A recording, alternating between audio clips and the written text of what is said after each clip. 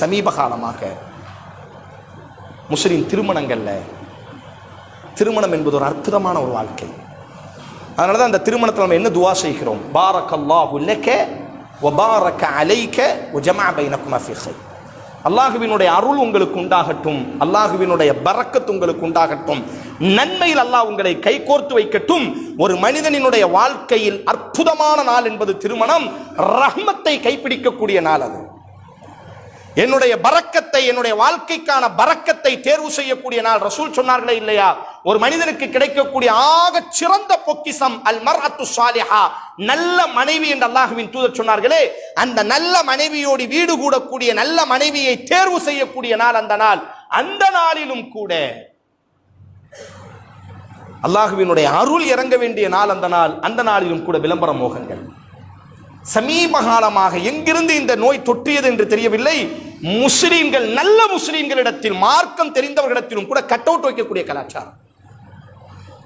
என் photo அதுல இருக்கணும், என் மகன் போட்டோ அதுல இருக்கணும், என் ஜமாத்து தலைவர் போட்டோ அதுல இருக்கணும், என் அமைப்பு தலைவரினுடைய போட்டோ அதுல இருக்கணும், எங்க ஊர் நிர்வாகியினுடைய போட்டோ இருக்கணும். அந்த போட்டோவை பார்த்து ஒரு மன சந்தோஷம், நல்லா செஞ்சிருக்கிற. யாரோ ஒருவர் செய்யக்கூடிய செயல் இன்றைக்கு அது பரவலாக மாறிவிட்டது. கட் அவுட் கலாச்சாரங்கள். அதனால் பல்வேறு பாதிப்புகள். காத்தடித்து எத்தனை இடங்கள்ல நாங்க பார்த்திருக்கிறோம். டூ வீலர்ல சென்ற வருடம் போகும் பொழுது ஒரு கட் அவுட் விழுந்து ஒரு பெண்மணி அப்படி மரணத்தை தழுவினாள். 18 வயது பெண்மணி. சரி, அது ஒரு புறம் இருக்கட்டும். இந்த மோகம் என்ன ஆகிறது என்று சொன்னால், போட்டோக்களை போட்டு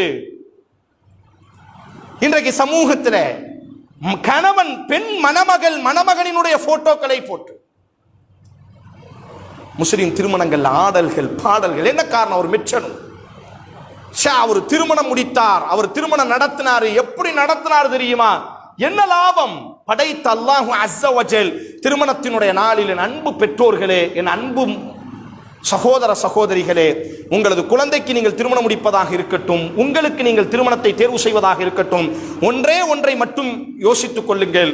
இந்த நாளில் அல்லாஹுவின் அருள் இறங்கக்கூடிய செயல்கள் என் திருமணத்தில் நடக்குகிறதா, அல்லது அல்லாஹுவின் சாபம் இறங்கக்கூடிய செயல்கள் என் திருமணத்தில் நடக்குகிறதா என்பதை ஆய்வு செய்து உங்களது மகிழ்ச்சிகளை வைத்துக் கொள்ளுங்கள். மகிழுங்கள், சந்தோஷப்படுங்கள், பிறரிடத்திலே மகிழ்ச்சியை வெளிக்காட்டுங்கள். எல்லாவற்றையும் சமூகத்திற்கும் பிறருக்கும் பயனுள்ளதாக மாற்றுங்கள். விளம்பர மோகம், தனிப்பட்ட புகழ்ச்சியை விரும்பாதீர்கள். உங்கள் வாழ்க்கையை